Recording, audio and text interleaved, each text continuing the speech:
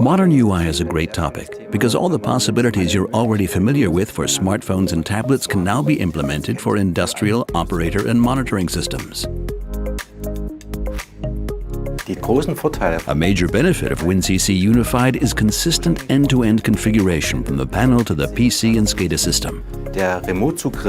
Remote access via a browser is included, and it opens up design options for the entire UI.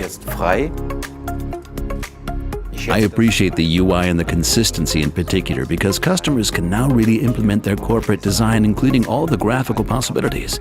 This enables customers to save money because they only need to perform the engineering once and then they can reuse it regardless of whether it's on a panel, PC or tablet. The benefit of HTML5 is that customers can choose the operator units themselves. They simply need to have an HTML5 capable browser and then they can use the unit to operate and monitor their plant or equipment. The advantage of SVG, or in other words vector-based graphics, is that they can be scaled. This means they are always sharp regardless of whether they're on a small or a large device. I'm in charge of modern UI here, and I think it is such a great topic because you now really have the freedom to create any kind of design you can imagine. Siemens, ingenuity for life.